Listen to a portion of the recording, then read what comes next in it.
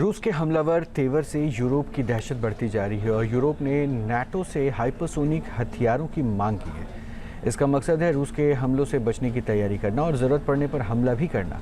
लेकिन ये सब अमेरिकी रुख पर निर्भर करता है और यूरोप की निगाहें उसी पर टिकी हैं।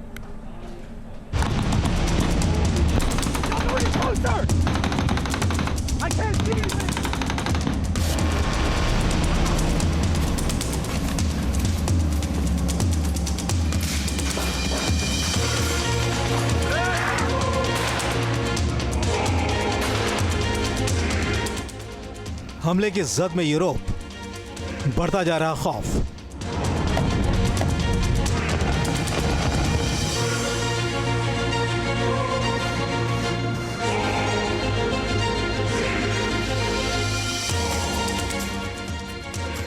रूस का खतरा यूरोप की देहरी तक पहुंचा।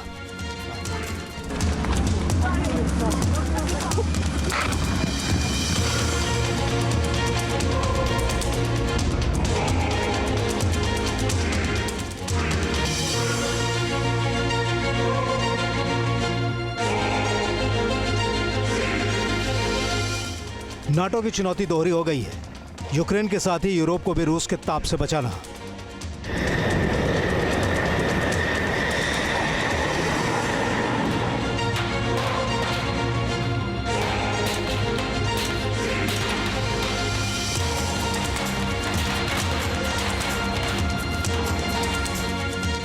यूक्रेन जंग की बढ़ती मियाद ने यूरोप को दहशत में डाल दिया है। हालात ऐसे बन चुके हैं कि अब यूरोप को भी हथियारों की दरकार हो रही है।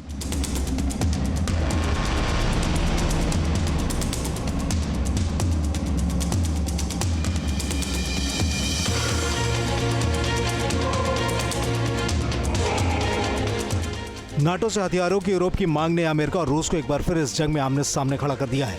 दरअसल नाटो के सुप्रीम कमांडर जनरल क्रिस्टोफर कावोली ने दावा किया है कि यूरोप ने हाइपरसोनिक मिसाइल सिस्टम की मांग की है। लॉन्ग रेंज के सिस्टम को तैनात करने का एक ही मकसद है, रूस की तरफ से बगैर डेडलाइन पैदा होने वाले खतरे से निपटना।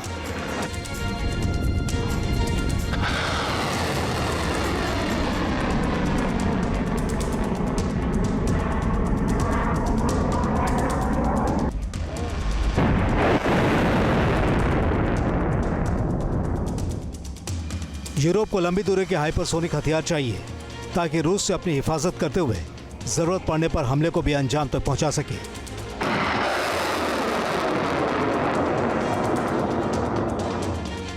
रूस के हमलावर रुख को देखते हुए इसकी जरूरत की वजह जनरल कावोली ने भी गिनाई है। देखिए, रशिया की मिसाइल्स एक किस्म से यूरोप के गले पे चाकू की तरह हैं। वो अपने कैलिनिनग्रेड से पूरे बाल्टिक सी के ऊपर और जो बाल्टिक कंट्रीज हैं यानी कि लेटविया, लिथुनिया, एस्टोनिया और पोलैंड, इनके ऊपर तुरंत हमला कर सकता है। और उसकी प्लानिंग के अंदर मोल्डोवा और रोमानिया में तख्ता पलट भी है।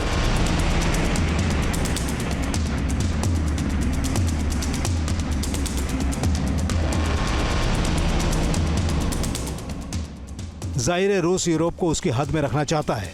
इसका मतलब है रूस अपने बॉर्डर पर यूरोपीय मुल्कों की घेराबंदी को किसी सूरत बर्दाश्त करने के मूड में नहीं है। लेकिन यूरोप को हाइपरसोनिक हथियारों की इस कदर जरूरत क्यों पड़ रही है?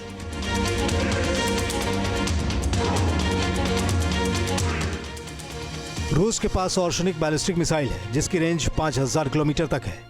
इसके साथ ही उसके जखीरे में जिरकॉन हाइपरसोनिक मिसाइल है जो 1500 किलोमीटर तक मार कर सकती है। इसके अलावा 2000 किलोमीटर तक विनाश मचाने वाली किंजल हाइपरसोनिक मिसाइल की ताकत भी रूस की सेना के पास है। इतना ही नहीं, यार्स ICBM भी जखीरे में है जिसकी रेंज 11000 किलोमीटर है और साथ ही RS-28 सरमट मिसाइल की शक्ति है जिसकी रेंज 18000 किलोमीटर है।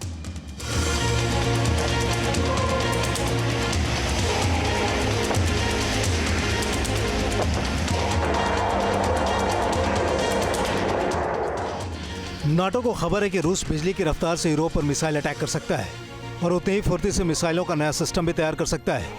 ऐसे में नाटो के 30 यूरोपीय मुल्क रूस से अकेले भिड़ना कतई नहीं चाहते हैं। जाहिर है उन्हें अमेरिका की ताकत की जरूरत होगी। इसलिए अमेरिका के एक बयान से यूरोप को राहत की सांस मिली है। अमेरिकी विदेश मंत्री मार्को रूबियो ने खुलकर कहा है कि अमेरिका नाटो में है और इस ब्लॉक से हटने का उसका कोई इरादा नहीं है।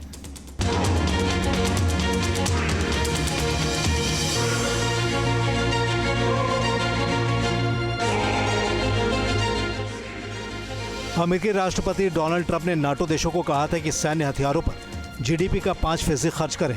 हालांकि यूरोप के देशों ने अभी इसे हरी झंडी नहीं दिखाई है, लेकिन रूस के मिजाज को देखते हुए कोई दूसरा रास्ता भी नहीं है। अगर अमेरिका यूरोप की हिफाजत के लिए आगे आता है तो एक बार फिर रूस यूक्रेन जंग में मिलिट्री ऑर्डर बदलता दिखाई देगा।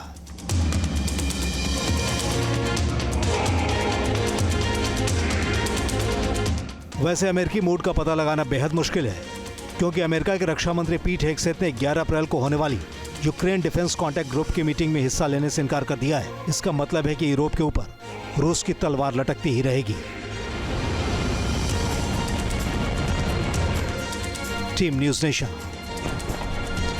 न्यूज नेशन अब व्हाट्सएप पर खबरों की ताजा अपडेट के लिए न्यूज नेशन के इस QR कोड को स्कैन करें।